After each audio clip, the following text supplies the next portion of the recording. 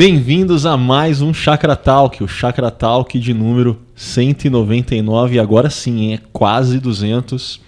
E nesse Chakra Talk a gente vai conversar não sobre uma série de mensagens específica, mas sobre a reflexão desse último domingo, de uma geração para outra. A mensagem é essa que conversou muito sobre a série do momento Adolescência, exibida pela Netflix. E para essa conversa eu vou ter aqui o Hugo, que preparou essa mensagem junto comigo aí pro final de semana. Bom estar junto, viu, Hugo? Bom estarmos juntos, mais um podcast. E o grande Rômulo, nosso pastor mineiro, né? Privilégio, que bom estar aqui com vocês. Privilégio ser pastor ou privilégio ser mineiro? Privilégio, tudo tá isso. Gente, né? É estar com vocês, ser pastor, ser mineiro. Muito bom. Mas é isso aí. Mas, gente, eu preciso ser honesto com você que está ouvindo esse podcast, que aqui tem alerta de spoiler, tá? Então, se você ainda não viu o seriado Adolescência e tem pavor de spoilers, deixa para ouvir o podcast depois. Não, brincadeira. Aguenta o spoiler, aí você dá conta. Mas vamos lá. Esse seriado é o seriado do momento aí. Vocês já assistiram o seriado? Sei que o Hugo assistiu essa semana, finalizou de assistir essa semana, né? Uhum. E você, Hugo? Também assisti. Você assistiu quando? Desculpa a pergunta aí. Eu encerrei semana passada. Tá recente também. Com o coração entristecido. E desafiado. Eu vou contar aqui, eu não sei, acho que eu contei só para algumas pessoas. Quando o seriado viralizou, eu botei para assistir com a Thali. Botei o primeiro, o segundo, o terceiro episódio e vi todos eles tenso, né? Só que eu falei, não, o quarto deixa quieto. O quarto eu não vou assistir não. Aí teve a viagem para Exponation lá com o Ricardo, a gente foi para os Estados Unidos. E o Ricardo comentou, ele deu spoiler na lata, assim, sem dó nenhuma, não deu alerta de spoiler, ele só soltou como foi o último episódio, como que foi a experiência dele, da Sônia assistindo junto. Aí eu já falei, ih, rapaz, eu não vou dar conta de ver esse último episódio não, hein? Aí eu chego em casa, o que a Thali fez sem mim, enquanto eu tava viajando? Ela assistiu o último episódio. E a Thali também me deu spoilers, aí aquela certeza de que eu não vou assistir esse último episódio não, assim, eu não vou dar conta.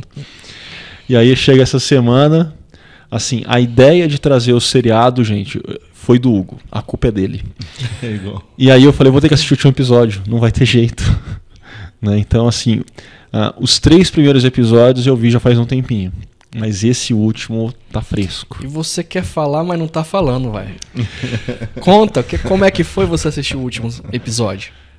Cara, se os 3 primeiros foram tensos, o último foi tenso, só que no final, assim, me jogou pra baixo, não vou negar não. Uhum. E eu fiquei imaginando muito assim a reação de pais assistindo, porque eu que não sou pai, fui jogado pra baixo. Uhum. E saí pensando, e aí? Preciso ser um tio melhor, hein? Eu preciso estar mais atento com a próxima geração. Cara, eu saí com um monte de questões na mente e no coração, né? Mas o seriado todo ele foi feito numa pegada de plano sequência, né? Exato. Então, assim, não tem cortes, não tem edição.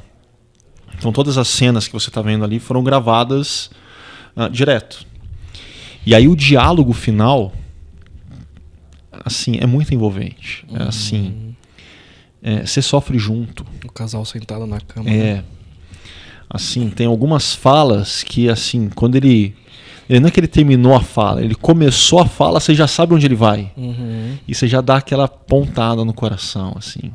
Uhum. Então foi um seriado que eu achei muito bem feito, que tem um core de história muito bem definido, trabalhado por diferentes perspectivas e que levanta muito ponto, né? Uhum. E o final dele, assim, é um grande finale. Não é apenas um bom final, é um grande finale. Uhum. Mas e vocês? Qual que foi a experiência de vocês aí com o seriado?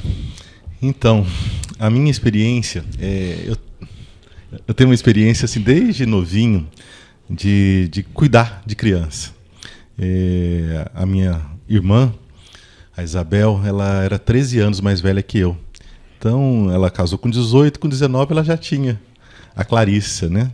Então, eu sou tio desde adolescente. Uhum. E eu tive o privilégio de cuidar, de estar junto, de brincar, né, com a Clarissa, a Isabela, depois a Thaísa. O Gabriel, que tive o privilégio de fazer o casamento dele semana passada, lá em Monte Belo, né? De ver aquele jovem casando com outra jovem, querendo viver a família, né? Querendo ser um pai sério. Então, para nós que queremos ser tios, pais sérios e não fugimos da realidade desse mundo tão hostil, essa série nos ajuda, sim. Essa série, ela mexe com o nosso coração, essa série, ela mostra uma realidade que nós, pastores, já conhecemos muito dessas questões, mas ajuda a gente olhar na direção certa e realmente a gente se dedicar a levantar o que o Evangelho, e porque é só o Evangelho, pode cuidar do coração de um pai, de uma mãe, pode nos ensinar a vivenciar esse desafio que é ser adolescente e pai de adolescentes, né? Então, mas uma palavra que vem no meu coração, né, no finalzinho, é identificação. Eu identifiquei com aquele homem. Pela graça eu tenho filhos que têm me alegrado, mas são frágeis como todos, né? Mas como nós somos frágeis. Como muitas vezes eu me peguei dizendo, né, eu podia ter feito, eu podia ter dado mais um passo. A gente parece que existe essa... e que às vezes vem culpa. E nós sabemos que culpa é algo que na nossa fé não tem que entrar na história. Né? Se tem um povo que pode viver livre, leve e viver intensamente, somos nós. Que somos amados, perdoados em Cristo Jesus. Mas nós somos um povo que quer aprender a viver, ok? A gente quer fazer do jeito de Deus, a gente quer amar nossos filhos e preparar realmente o caminho deles e andar lado a lado com eles.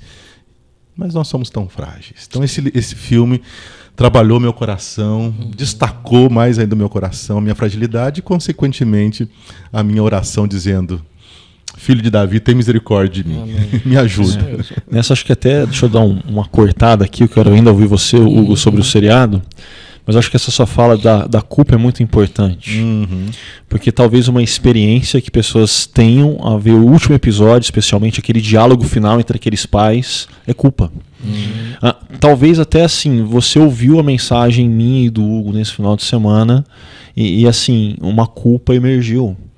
Mas discípulos de Jesus precisam lembrar que a graça lida com a culpa. Muito bom. Que o perdão lida com a culpa. E que Deus é rápido em fazer isso. E que Deus é rápido em oferecer recomeços para nós, né? Graças a Deus. Então, a ideia da gente, nesse podcast, conversar sobre o seriado, sobre a gente tratar esses temas aos domingos, em outros momentos, não tem a ver com gerar culpa, mas tem a ver com gerar uma reflexão diante do momento histórico que a gente vive e gerar uma ação nossa, como discípulos de Jesus, dentro desse momento histórico que a gente foi colocado. Mas é isso aí. Mas e aí, Hugo? Seriado, adolescência. Coisas que me chamaram a atenção. Primeiro, eu acho que é um grito no ouvido dos pais para que eles acordem para a realidade do que está acontecendo. Existe um mundo dentro do celular dos filhos. Existe um mundo naquilo que os filhos assistem e com quem eles conversam. E os pais não têm noção disso. E os pais, como eu disse ontem, depois que o evento aconteceu, não tem como voltar atrás. Depois que o tempo passou, não tem como voltar atrás. Então, o momento de poder influenciar e estar presente na vida dos filhos, o momento é o agora. E não tem como voltar atrás. Então, eu acho que isso foi um grito no ouvido dos pais, dizendo, gente, é isso que está acontecendo no momento histórico que a gente está vivendo. Crianças que têm celular, crianças, adolescentes que têm celular, é um mundo que está ali dentro. E eles estão vivendo um mundo, né? Segunda coisa, me veio à tona algo que a arte ela tem essa capacidade, né? De ser profeta para aquilo que ainda haverá de vir. Eu me recordo de um filme, eu estava conversando com o Carlos, chamado Confiar. Eu acho que é de 2012. O filme já tratava isso lá atrás, de como adolescentes estariam envolvidos em redes sociais, inclusive com crianças e adolescentes, com adultos se fazendo de conta que são crianças ou adolescentes e se tornando cegos e não conseguindo ser crítico para o momento que eles estão vivendo. Então, a arte, inclusive, que a gente está assistindo aqui, é uma voz profética. Gente, se nós não atuarmos, isso vai continuar acontecendo. E aí, duas coisas em relação ao seriado que me chamaram muita atenção. Uma é como a internet ela tem o poder de cegar crianças e adolescentes. Aquele menino, até o final, ele vai dizendo que ele não cometeu homicídio. Só no finalzinho, quando ele fala que vai pro júri... Alerta de spoiler. Exato. Ele fala, então, tô pensando em mudar minha fala. Mas ele não acredita que ele cometeu homicídio. Mas vamos lá, vamos ser honestos. A internet faz isso com marmanjo, com adulto, com gente que tem formação acadêmica e tudo. Exato. Assim, a gente espera que não vá fazer isso com crianças e adolescentes que ainda estão em formação. Exato. Eu ia exatamente levantar esse ponto, né? Porque essas redes sociais, elas têm formatado, eu vou usar uma palavra aqui, uma nomenclatura de igreja antiga, né? Tem catequizado. A internet tem catequizado muita gente. Doutrinado. Doutrinado muitas pessoas, e pessoas 60 a mais, Exato. pessoas que já tiveram uma história, mas parece que está formatando o cérebro, o jeito de enxergar a vida, o outro, Deus, né? A sociedade, e de uma forma que não tem nada a ver com o Evangelho de Jesus. Então, nós somos vulneráveis, se nós não vigiarmos, as redes nos machucam e nos influenciam e nos manipulam e nos doutrinam, né? Imagina gente que está sendo formada, gente que ainda está em construção física, emocional, social, como crianças e adolescentes, né? Então é muito desafiador, muito sério. E isso é muito sério, porque ontem na mensagem eu disse... já a gente conversa sobre o tempo de tela, né? Mas, por exemplo, o tempo que os pais passam com os filhos e o tempo que os filhos passam nas redes sociais, ou conversando entre si, ou assistindo alguma coisa, a pergunta que eu faço é: quem tem ensinado para as nossas crianças o que é justiça? O que é lealdade? O que é fidelidade? O que é o certo e o errado? Alguém está ensinando. E aí, a gente está percebendo que é toda uma geração... que não são os pais. Então vamos lá.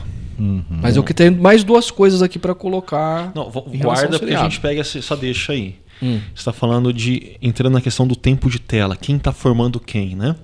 E eu acho que uma das falas, assim, que pais vão se identificar que rola no seriado, é quando o pai do Jamie fala: mas ele estava dentro de casa. Ele estava usando o computador de dentro do quarto dele. 5 passos do meu quarto. Eu pensei que ele estava seguro. E ele fala assim: eu pensei que ele estava seguro. Assim, e você quer chorar com o cara. Então, às vezes, pais estão delegando a formação ao tempo de tela com esse sentimento. Eu achei que eles estavam seguros. E aí, a gente pode conversar um pouco sobre tempo de tela, ou você pode trazer outro ponto aí. Vamos lá. Só resgatar aqui, para quem estava ou para quem não estava. Eu e o Hugo, a gente trouxe alguns dados. O primeiro deles tem a ver com média de tempo de tela, ou seja, quanto que a Sociedade Brasileira de Tecnologia da Informação e Comunicação, olhando o ano de 2024, identificou que crianças passam, em média, diante de uma tela. Crianças de 0 a 6 anos, média de 2 horas. Crianças e adolescentes de 7 a 17 anos, vai para 4 horas. É muito tempo de tela. E a tendência, por outras pesquisas que a gente vê, à medida que vai envelhecendo, adolescente já tem mais do que pré-adolescente, jovens têm mais que adolescentes. E adultos como a gente não fica muito aquém muitas vezes não, né? Exato. A gente está nessa média aí também. Mas o que choca é o contraponto, que é uma pesquisa da Sociedade de Pediatria Brasileira de 2018, que fala sobre tempo de qualidade com pais e filhos. E o que é tempo de qualidade? Hugo, você quer compartilhar um pouco aí do que essa pesquisa trabalhava? Ela vai trabalhar que tempo de qualidade, de maneira bem resumida, é dedicação completa, olhando nos olhos do filho, olhando nos olhos da filha, seja criança, seja adolescente. É quando o pai desliga o celular, é quando o pai fecha o notebook, e ele vai se dedicar, seja fazendo lição de casa, seja almoçando, jantando, seja interagindo com o filho numa brincadeira, andando num carro e se interessando de fato pela vida da criança ou do adolescente. Isso é uma atenção exclusiva. Como a gente já falou em outra série, sem Exato. atenção dividida, sem o celular do lado. Exato. Não? E aí o que choca é que esse tipo de tempo São incríveis, pouquíssimos 14 minutos, em média. É interessante que vocês fazem eu lembrar algo que eu aprendi já há alguns anos, lendo Cantares. Cantares, que é um livro que ensina a relacionar. Os antigos até falavam que Cantares nos ensina a orar. É interessante isso, né? Muitos autores antigos e que nós amamos defendem isso. Um deles é o Eugene Peterson. Cantares... Vocês estão percebendo que se tiver algum podcast que o Rômulo está participando, ele não citar o Eugene Peterson, alguma coisa está de errado. Pode seguir, meu amigo. Ou Adélia Prado. Daqui a pouco eu vou falar de um livro do Eugene Peterson, tá bom? Sobre adolescência. Não, mas aí essa dica é boa. Não, já você fala, você por aí. Guardem essa Mas o que eu aprendi, um dos ensinamentos de Cantares, que tem a ver com relacionamento, é sobre preguiça relacional. A gente vê ali tinham duas pessoas que se amavam, mas há um momento que há uma preguiça relacional e que a amada de Cantares não levanta para abrir a porta. E Eugene Peterson, da forma poética e teológica linda que ele sempre trabalha, ele nos lembra sobre essa questão muito séria, que nós temos preguiça relacional. Então nós temos preguiça de brincar, nós temos preguiça de olhar, nós temos preguiça, nosso coração parece que deixa a tela cuidar do meu filho. E isso tem realmente machucado muito, muito a nossa casa. Eu creio que uma oração e um despertamento é entender que a gente tem essa preguiça relacional e que nós precisamos de um despertamento. Porque nós nascemos e uma das características lindas da Imago Dei e de nós que somos seguidores de Jesus, nós somos o povo que relaciona. Nós somos o povo que quer parar para ouvir o outro. E principalmente ouvir e olhar nos olhos da nossa esposa querida, dos nossos filhos queridos, do nosso sobrinho querido, de pessoas queridas, né? Você mencionando de brincar, confissão particular aqui, né, em público, para todo mundo ouvir. Pensando esse sermão, olhando esses números, caiu uma ficha em mim, assim. O meu sobrinho, ele gosta de videogame e ele gosta de futebol. Muitas vezes, por conta do horário que eu consigo estar com ele, quando a gente vai brincar de alguma coisa, a brincadeira é eu ganhar dele no futebol. Ele perde, não tem jeito. Deixa ele ouvir esse podcast aqui. Mas a minha consciência foi, eu preciso ganhar dele no futebol, no campo, assim. Eu preciso dar um jeito de encontrar... Ele não vai ganhar de qualquer jeito, assim. O João já tem que estar ciente disso. Mas eu preciso, assim, conseguir na minha agenda encontrar horários que, assim, vão possibilitar que eu brinque com eles de outras coisas que fujam da tela. Exato. Assim... E eu tô falando que esse desafio não é meu como pai, é desafio meu como tio. E eu preciso assumir ele, assim. E tem um monte de testemunha agora para me cobrar depois. E apenas corroborando aqui, o que a Sociedade Brasileira de Pediatria diz é que crianças de 0 a 2 anos não pode ter tela. Ponto. Então, assim, e aí, até olhando para o meu passado e olhando, nós achamos bonitinho os nossos filhos com 1 ano e meio olhando Galinha Pitadinha, Beatles, animais, etc. E a gente coloca. E às vezes até pra gente almoçar. Coloca o celular pra criança pequena. Pra ela ter um entretenimento, pra gente poder conseguir se alimentar. A gente elogia. Olha como que ele sabe mexer já. Né? Que elogio, né? Aí a Sociedade Brasileira de Pediatria vai dizer de 2 a 5 anos, no máximo 1 hora, com conteúdo apropriado e com supervisão. De 2 a 5, de 6 a 10, de 1 a 2 horas no máximo, de 11 anos em diante, de 2 a 3 horas por dia. Mas o que a gente viu é que crianças de 7 a 14 anos, 17 anos, a média de 4 horas. E comparado, e aí eu acho ainda que a pesquisa é conservadora, como eu disse ontem, se a criança ou adolescente está de período integral na escola, o pai precisa se comunicar com a criança. O que ele dá para ela? Celular. O que ela vai fazer na hora do almoço? O que ela vai fazer entre os intervalos? E o que ela vai fazer enquanto ela espera o pai ou a mãe? Eu acho que deve ser até mais do que 4 horas.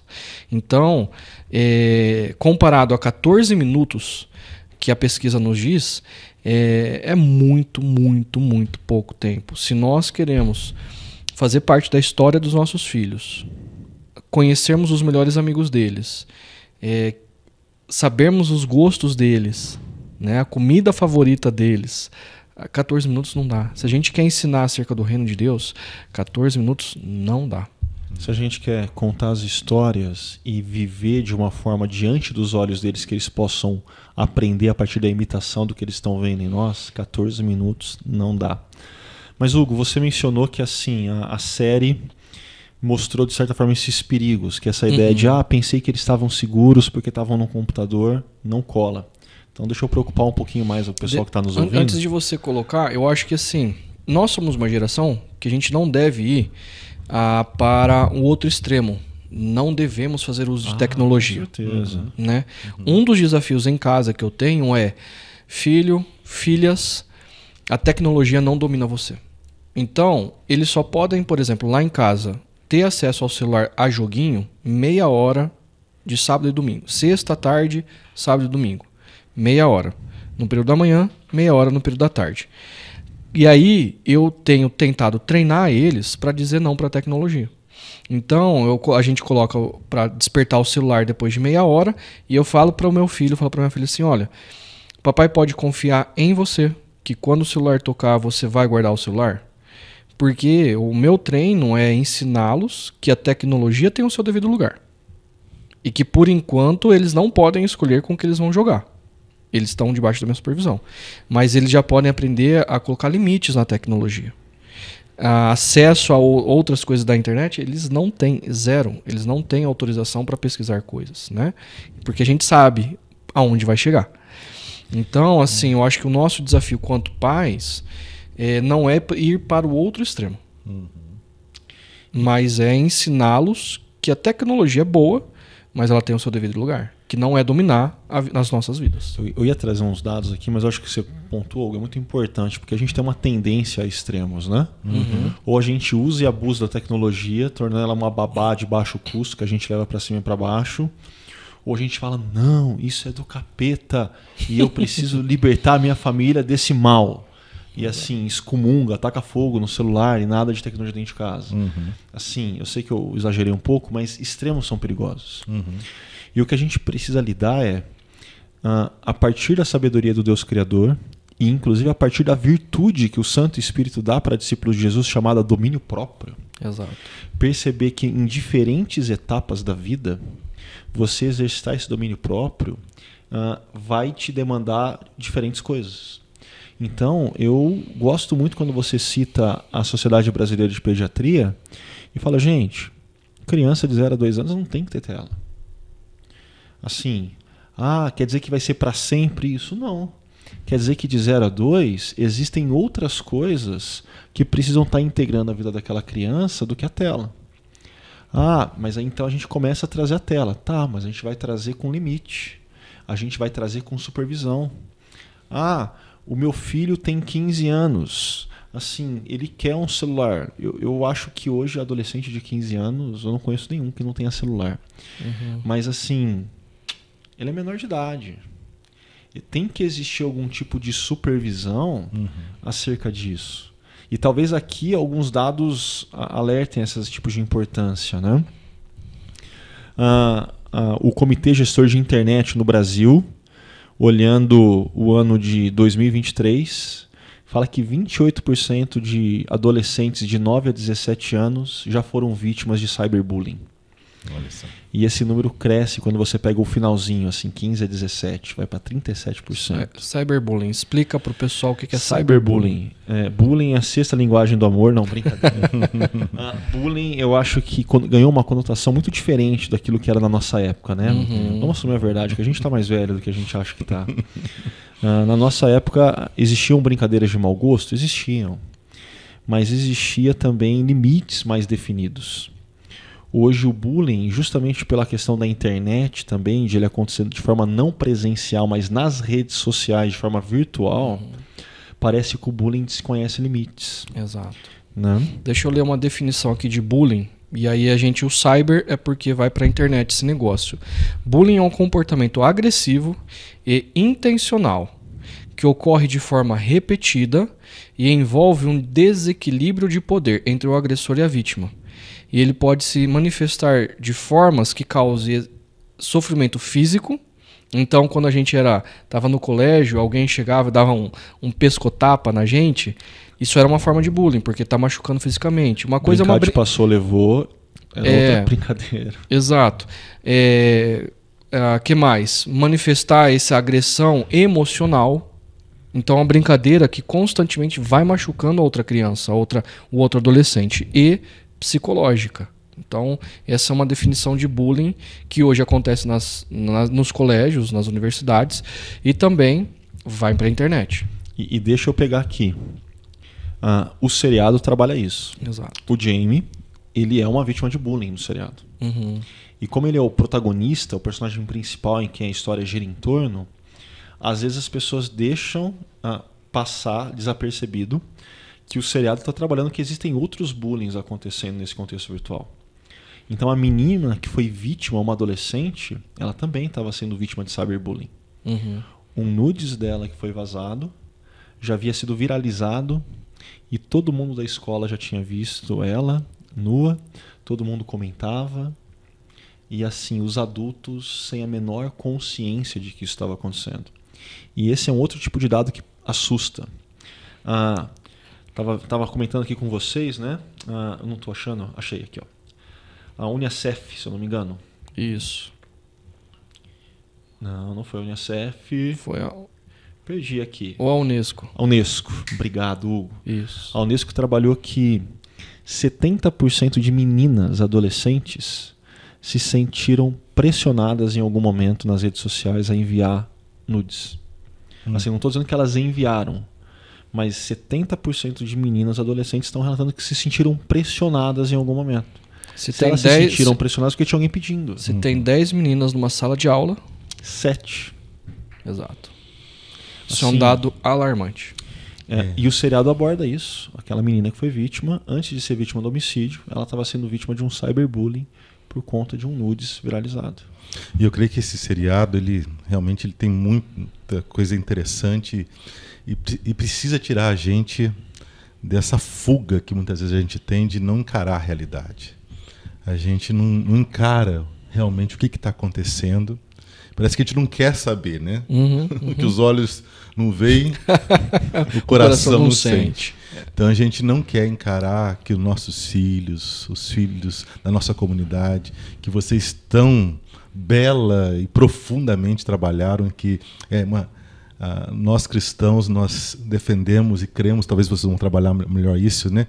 Que a nossa comunidade é uma família e todos têm responsabilidade na criação dos meninos e das meninas da nossa comunidade, né? É algo comunitário, muito cuidadoso, muito amoroso, né? Não entrando na vida de ninguém de modo desrespeitoso, mas essa comunidade do amor mesmo, do respeito, né? Do cuidado mútuo.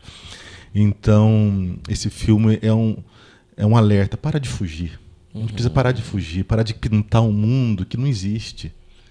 Né? Nós somos aquele povo que enxerga com muita esperança e enxerga a beleza. Nós somos um povo que enxerga a realidade nua e crua e que é muito, muito perigosa e terrível. E somos chamados a sermos instrumentos de Deus para curar, assim, instrumentos imperfeitos de Deus para acolhermos essas crianças e adolescentes. E aí, falando um pouco de nós, que temos essa responsabilidade. 2 coisas que me chamaram a atenção no seriado. E talvez isso tenha implicações para nós adultos. Que a gente te cortou e você ficou guardando elas. Isso. Vamos lá. Não, mas eu acho que é a oportunidade. É Pegar o gancho aqui, ó. Primeiro, quem me chamou a atenção ontem foi um avô. Porque numa das falas do pai, ele diz o seguinte: poxa, eu tive uma criação tão rígida e eu só queria pegar mais leve com meu filho. E de um extremo, o que muitos de nós tivemos uma criação mais rígida, militarizada, digamos assim, não é, e se não for apanha, né? Vai para o outro extremo. E esse avô estava falando dos netos. Achei muito interessante isso. Porque assim, tem muitos pais, por exemplo, da minha geração, que porque não tiveram bens materiais, porque não tiveram viagens, ou porque os pais foram muito rígidos, querem dar tudo para os filhos como se os filhos fossem pequenos príncipes ou pequenas princesas. Ou, por outro lado, os avós, por terem recebido também uma criação muito rígida e ter dado uma criação rígida para os filhos, vai para o outro extremo na maneira como influencia os netos. E o avô ontem chegou para mim e falou assim, cara, eu não tinha parado para pensar nisso. Então, eu ainda continuo ensinando o que é o certo e errado para os meus netos. Eu não posso... Uma vez eu peguei assim, em conversa com um pai, com o avô fazia assim, eu vou te dar amendoim ou eu vou te dar doce, mas não conta pro seu pai. E o avô, crente em Cristo, discípulo de Jesus. A cultura brinca com isso, né? Pai educa, avô estraga. Exato. E eu virei pro avô e falei assim, escuta, você já parou para perceber o que você está ensinando pro seu neto? Que tudo o que o pai dele não ver, não tem problema ele fazer. Tá completamente errado. Então, e aí eu achei interessante isso na fala desse senhor, porque ele estava chocado por perceber que ele, que tem a responsabilidade a qual Deus deu a ele de influenciar as próximas gerações, ele não estava colaborando. E é exatamente o que o pai fez no seriado. E a segunda questão é o pai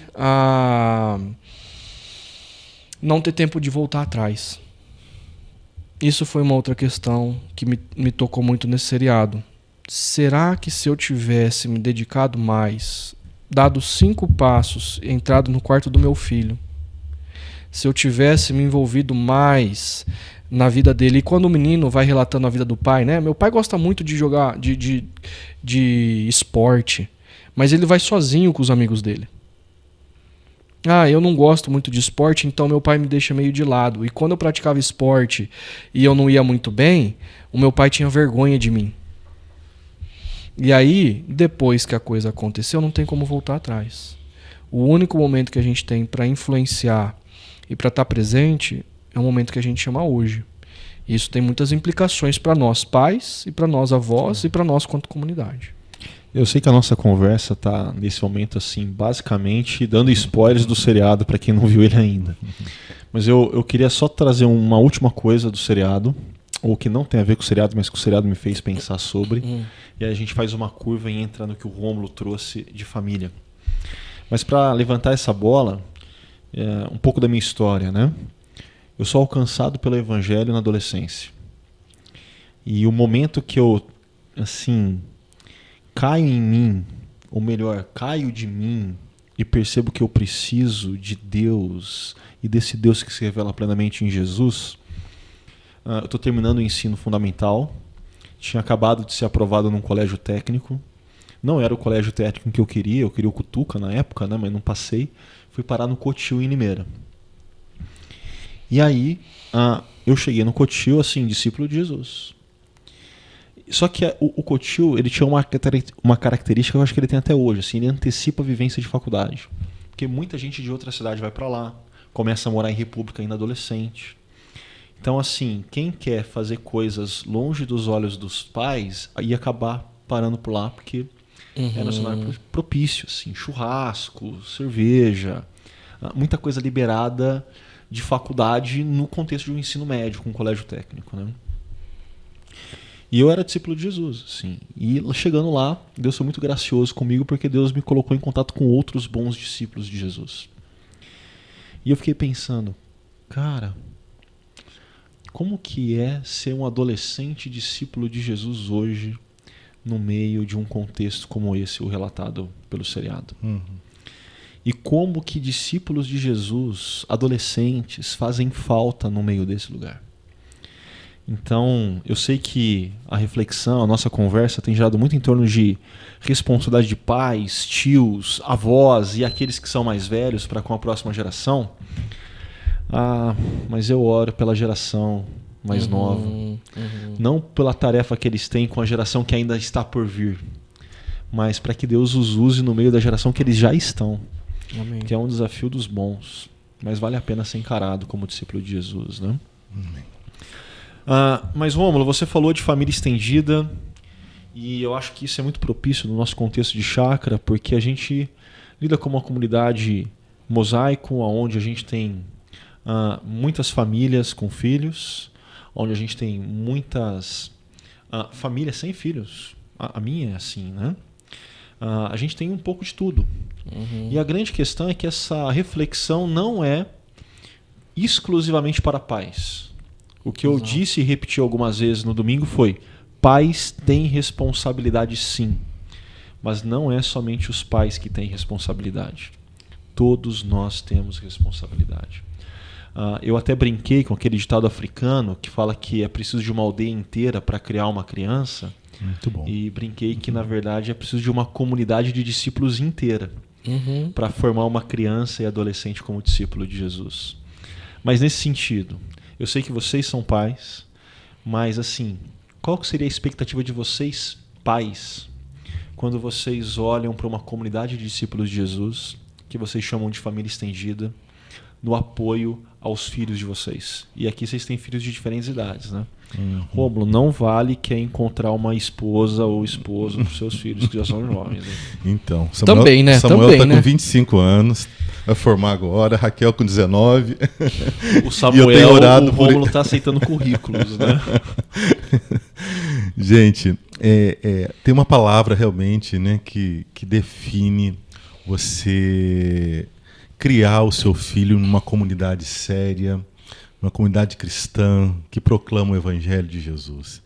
Essa palavra é uma palavra que também é nosso segredo, que é a nossa grande celebração. Chama-se graça. É uma graça maravilhosa. É um privilégio muito, muito profundo de uma família que pode educar e ali naquela comunidade nossos filhos terem lá os tios, os pais, os avós, as mães, que vão ajudá-lo na construção do caráter deles. Nós sabemos que muitas vezes na história a igreja machucou muita gente, mas exatamente quando perde a essência que o evangelho que tem sido pregado e nós acabamos aí de conversar numa série, lembrando que nós como Chácara não podemos perder, que é esse evangelho puro e simples de Jesus Cristo, onde traz realmente saúde relacional, saúde comunitária, respeito, carinho, enfim, sabedoria para viver. Então, meus filhos, né, Samuel e Raquel, eles nasceram num contexto desse, de uma igreja amorosa, de uma igreja amiga, e uma das coisas que mais me alegram é ver meus filhos crescendo, sim, no temor do Senhor, amando Jesus, mas eles gostam da igreja, eles amam a igreja. Eles gostam de ser filho de pastor. Isso para mim é um sonho, né? Porque tem muito filho de pastor que não gosta, né? Mas eu vejo que muito dessa saúde, claro que muitas dificuldades, né? Todos têm, mas muito da graça dessa saúde nasce num contexto de igreja que cumpre esse papel de ser uma comunidade de amigos, amorosa, cuidadosa. Então, gente, você que é pai, você que é mãe, crie os seus filhos no caminho do Senhor e envolve ele na comunidade, porque é um ambiente de vida, é um ambiente de sabedoria, é um ambiente de proteção, né? É isso aí. Da minha parte, que eu tenho 8 anos. Só na sua casa é um grupo pequeno, né? Só no meu caso é um grupo pequeno, cara. 8 anos, 6 anos e 4 anos. O que eu esperaria da comunidade, né? Via de regra, eu acho que quando as pessoas falam de comunidade, elas acabam esperando algo a partir da estrutura da comunidade. Então, assim, o que eu espero do Chácara Kids? Mas na minha cabeça, vem antes. Porque eu acho que a comunidade é o convívio.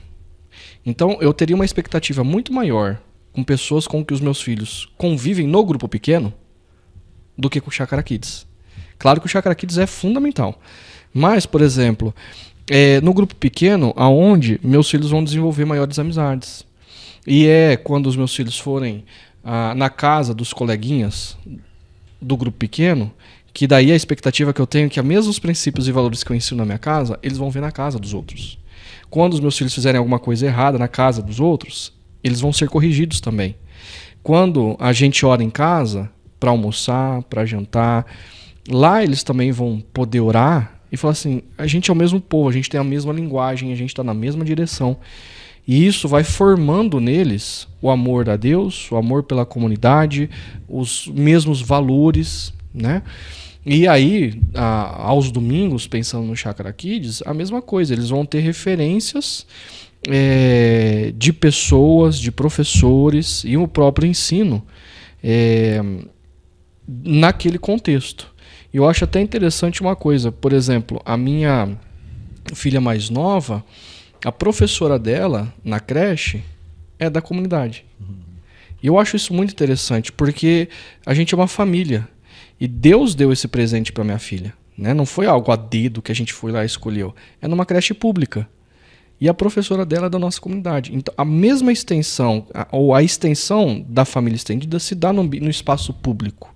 Eu confio naquela professora. Não é da nossa comunidade, mas a professora que a minha filha teve nos 2 primeiros anos do ensino fundamental também é de uma comunidade cristã.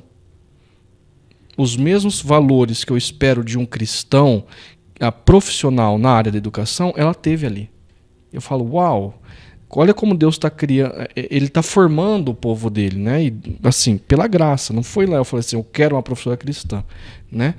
Então eu esperaria essas coisas, um envolvimento comunitário maior, por exemplo, de grupo pequeno, de famílias num grupo pequeno, e segundo, da própria estrutura da comunidade aos domingos. Deixa eu aproveitar aqui, não é spoiler, é propaganda. Porque eu acho que o que vocês trazem, assim, a gente tem uma dinâmica nos nossos grupos pequenos, em alguns deles, que para mim é sensacional. Pais que têm filhos se movem junto para o mesmo grupo. E chegando na casa, os pais vão ter um tempo de cultivar as amizades com outros pais. E os filhos vão estar cultivando amizade com outros filhos, experimentando dessa vida em comunidade. Eu lembro que a Thalia um dia ela estava servindo no Kids e ela teve no carro entrando toda empolgada para contar para mim. Sabe o que aconteceu? Fui chamar uma criança para a sala e ela, tia, só um pouquinho que o meu amigo tá vindo ali. Aí a Thalia perguntou, seu amigo de onde? É o meu amigo do meu grupo pequeno. Assim, a criancinha falando toda fofinha, sabe? Então isso é muito legal. Exato. Ontem, para quem foi à noite lá no Paineiras e chegou atento desde antes do encontro começar, deve ter reparado que no estacionamento tinha 2 menores trabalhando, assim. E não é que eles estavam num trabalho de exploração, não. Eles estavam servindo, não apenas no ministério, eles estavam servindo ao lado dos seus pais.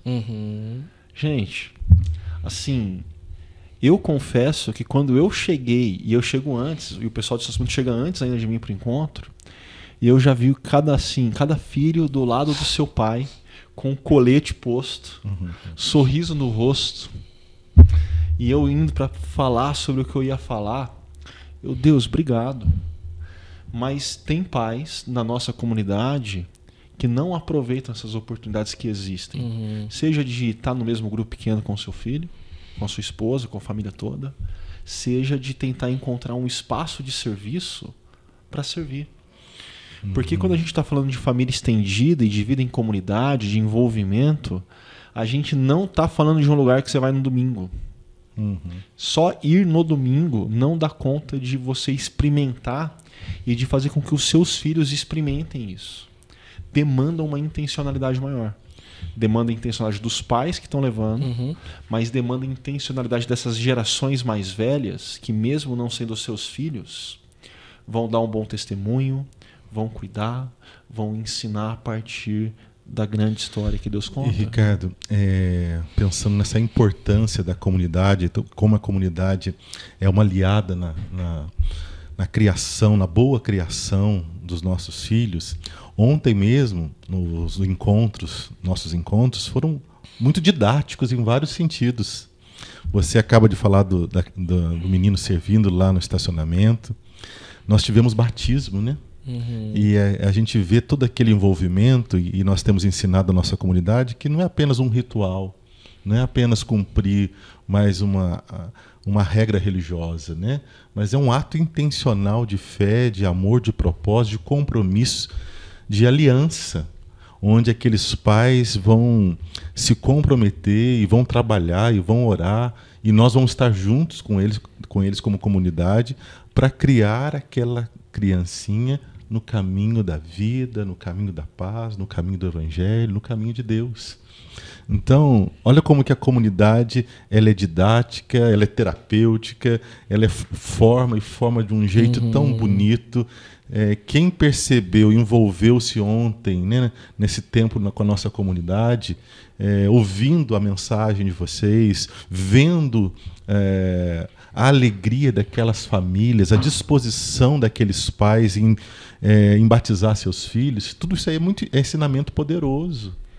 É um ensinamento que realmente traz uma qualidade de vida, né, muito saudável, né? Então, como a comunidade é importante, né? Como ela nos ensina. E como o nosso tempo passa rápido para variar, né? Sempre assim, gente. Corre. Hugo, a gente mostrou o Salmo 78. Com esse salmo que a gente quebrou ele em 3 blocos: aprender com o passado, ensinar no presente, colher no futuro. E quando a gente olha ali para os 2 primeiros blocos, na verdade, a gente encontra uma estrutura meio que de paralelismo acontecendo. Porque está falando, olha, a gente aprendeu com o que a gente ouviu e com o que a gente viu, de certa forma. Esse aprender a partir da imitação. E aí quando a gente vai nos versículos à frente, ele fala, nós precisamos contar. Porque para que alguém possa ouvir, tem que ter quem conte. Para que alguém possa ver e imitar, tem que ter alguém que ensine de forma vívida, concreta, a partir da própria vida. Queria te ouvir um pouquinho mais. Teve alguma coisa assim que não deu tempo ontem, acerca tanto desse aprender quanto ensinar, que você gostaria de trazer? Tem. Ontem eu até consegui compartilhar isso com a comunidade. Eu acho que e esse para mim é o centro aqui do propósito do salmista. A palavra aprender e a palavra ensinar no hebraico é a mesma. E eu achei isso sensacional. Yadá, né? Yadá. Yadá, no hebraico, ela é majoritariamente aplicada à relação sexual. Então, é um conhecimento de intimidade profunda do outro. Mas aqui nesse contexto, esta palavra está sendo usada sobre aprender e ensinar acerca do relacionamento para com Deus. Mas o que o autor está dizendo é o seguinte: as gerações só vão ter intimidade com Deus se a anterior ensinar como ter intimidade com Deus. E não é sobre meramente ouvir histórias bíblicas, a Sansão, Davi e como que Deus fez isso. Isso é fundamental, porque vai construir a nossa cosmovisão. A grande metanarrativa, a grande história da humanidade, a gente contando essas histórias, vai construir a nossa cosmovisão. Mas não necessariamente isso vai gerar intimidade. Como que gera intimidade? É quando um pai vai ter tempo de qualidade com o filho e falar assim, filho, deixa eu contar como que Deus, no casamento do papai e da mamãe, sustentou a gente. Quando o papai ficou doente, olha só como Deus interviu e agiu. Por exemplo, uma das coisas que a gente tem conversado lá em casa é sobre o fato da nossa comunidade ter comprado um espaço novo. Todo final de semana as crianças falam, e aí, quando que a gente vai visitar o espaço novo? E aí eu tenho a possibilidade de contar para as crianças assim, olha, a nossa comunidade cresceu bastante, mas a gente não tinha como encontrar a gente não encontrou um outro espaço. E de repente o nosso Deus usou uma pessoa e apresentou esse espaço para a gente que é gigante e a gente conseguiu comprar. E eu estou contando para eles como através da nossa comunidade Deus está agindo na história. E incentivando eles a orarem pelos pastores, orarem pelas situações, orarem todo dia de manhã, eu levo eles para a escola e a gente tem o seguinte combinado, cada dia a gente vai orar por um coleguinha da sala de vocês, aí fala um nome, o Noah fala outro nome. E aí um dia no almoço a gente estava orando, falei assim, e aí, por que a gente vai orar? Aí o Noah virou assim, pai, às vezes as crianças ficam brincando com 2 pessoas que são neurotípicas, ele não usa o termo neurotípico, são autistas, e uma menina da minha sala que tem síndrome de Down. E eu quero orar por elas. Então, eu acho que o que o autor está dizendo não é só sobre conhecer as grandes histórias das Escrituras, mas é sobre ter intimidade. E eu acho que o seu exemplo é legal, porque se a gente quer ensinar os nossos filhos, ou a próxima geração, orar para aqueles que não têm filhos como eu, a gente não tem que falar orem, ou mostrar. é assim que se ora. A gente tem que orar junto com eles. Exato, é isso. E não uma vez, mas várias vezes, repetidas vezes. Vocês estão falando e eu estou aqui lembrando de histórias com meu pai, né? E as histórias... Meu pai já faleceu tem 18 anos. Uhum. Então já tem um tempo. Mas as histórias que eu vivi com ele, indo nas viagens que a gente fazia junto, diálogos dentro do carro, ir no campo de futebol, que um dia ele me salvou de uma pedrada. Uau. Você era tão ruim no futebol assim que quiseram tacar pedra em você, meu amigo. É que eu já era um cristão igual Estevão, daí eles quiseram me apedrejar e meu pai me protegeu, né? E eu estou aqui pensando, eu lembro dessas experiências de intimidade. Tem muita coisa que eu esqueci, mas as histórias com ele, lado a lado dele, até dos ensinamentos dele, acho que alguns eu lembro, outros eu esqueci. Mas as histórias de intimidade, né, se Deus me der idade, velhice, eu creio que muitas delas vou contar até o final. Né? Amém. Coisa boa. É isso aí. Mas, gente, o tempo chegou ao fim nessa. Cada um de nós, uma última palavra, breve, objetiva, sobre esse tema, de uma geração para outra. Eu queria só dar uma ênfase, né? Algo que Eugene Peterson ensina em um livro que eu vou falar agora para os pais. Verdade, a gente estava quase terminando sem a dica preciosa. Indica o livro que é importante. Gente, tem um livro do Eugene Peterson que chama Crescendo com seu filho adolescente. Crescendo com seu filho adolescente. Eugene Peterson. E uma das teses desse livro é que a adolescência é um presente de Deus para os pais. Então, gostaria que vocês pudessem ler esse livro e já pudessem pensar nisso, que a adolescência é um presente de Deus, que amadurece a gente, que mostra a fragilidade da gente, e por isso que não pode ter preguiça relacional, mas tem que fazer esses movimentos, e gostei muito dessa sua explicação, Hugo, intimidade. Nós precisamos de intimidade, onde eles vão realmente conhecer o nosso coração, conhecer a nossa história, mas conhecer de verdade, né? Conhecer a beleza, conhecer até a nossa pequenez. Né? Nossos filhos precisam. Com meu pai mesmo, sempre tinha aquela imagem, um homem muito forte ele era, mas quando eu conheci também um lado da fragilidade, como aquilo nos conectou, como aquilo fez a gente ser mais um do outro, mais pai e filho, né? Então, tá aí a dica, adolescência como um presente de Deus. E essa é uma das teses do livro do Eugene Peterson, Crescendo com seu filho. Eu dei uma fuçada aqui na internet, tá com um bom preço na Plenitude Distribuidora. Na Amazon ele acaba te jogando para algumas livrarias online, que como é um livro um pouquinho mais antigo, sai mais caro. Mas assim, é um livro extremamente acessível. O preço de capa dele é R$45, parece, e tá com um desconto aqui, sai por R$25. Né? Então, bom. Crescendo com seu filho adolescente, Eugene Peterson. Mas e você, Hugo? A minha fala final... primeiro assim, compartilhando. Eu acho que essa pregação, antes de ser para a comunidade, é para mim. Eu não quero ser um pastor que não vive de maneira coerente. E quantas vezes o tempo de tela, ou as crianças estão no parquinho, eles estão pedindo para brincar comigo e eu estou no celular, né? Ou eu quero dormir logo, e aí eu não quero ficar conversando muito com as crianças para eles dormirem logo, e não aproveitar desse tempo, né? E aí, dizendo para mim mesmo, 14 minutos não dá. Não dá. Então, eu saí desafiado, pensando o quanto do meu tempo, ao longo da semana, eu vou dedicar a eles. E eu tenho 3, não tenho 1, né? E cada um num momento diferente da infância. Então, como que eu vou me dedicar a eles, não apenas para ter intimidade com eles, mas para que eu possa ensiná-los a ter intimidade com Deus? Porque o maior desejo do meu coração e o maior legado que eu quero que eles tenham para a vida deles é conhecerem a Jesus e terem intimidade com Jesus.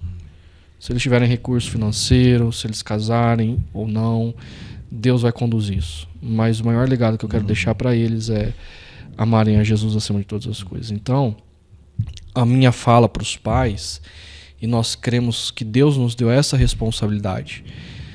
Gente, 14 minutos não dá.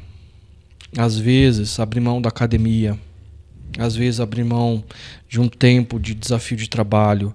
Na eternidade, Deus não vai cobrar da gente. Por que você não foi na academia tal dia? Ou por que você não fez tal coisa, tal horário? Mas se Deus fosse cobrar da gente, né, como o Salmo vai dizer, Deus ordenou. Por que você não ensinou o seu filho a ter intimidade comigo? Né? Então fica a minha palavra final. Essa fala do Hugo me lembra uma história do Larry Osborne. Já esteve com a gente na conferência CTPI. E é alguém que o Ricardo sempre tem como mentor e tenta nos levar como pastores mais jovens para também ter acesso a ele. E ele contando que num sábado de manhã, ele escrevendo um livro, seu filho chama ele para brincar. E ele fala pro filho, o pai está trabalhando agora, o pai não pode brincar. E aí então ele cai a ficha daquele estalo. Opa, escrever o livro eu posso escrever depois. Brincar com meu filho é só agora. E ele faz um combinado com ele e com toda a família, que ele só começaria a escrever livros novamente após o filho mais novo completar 18 anos. Porque a prioridade não era escrever livros. A prioridade era os filhos. Mas a minha fala talvez resgate um pouco daquela fala inicial da culpa. Porque a vida não é linear. E muitas vezes pais fizeram tudo o que podiam fazer. Deram o melhor de si, até além. Mas ainda assim os filhos acabaram se distanciando. E a minha palavra é: não tenha culpa. Não tenha culpa. Mas mais que isso, tenha confiança. Confiança que Deus é mais interessado no seu filho que você mesmo. Confiança que Deus ama mais o seu filho do que você jamais vai ser capaz de conseguir amar. Confiança. Combinado? Muito bom. Então é isso. Dessa forma a gente encerra mais um Chakra Talk. E não se esqueça, a partir do domingo que vem, 13 de abril, nós damos início a uma nova série de mensagens. A história que mudou a história. Aqui em Barão, às 9 horas. Paineiras, 9 e 11 horas, sendo necessário reserva, chakra.org/reserva. E às 19 horas em Paineiras, sem a necessidade de reserva. Combinado? Nos vemos lá. A história que mudou a história.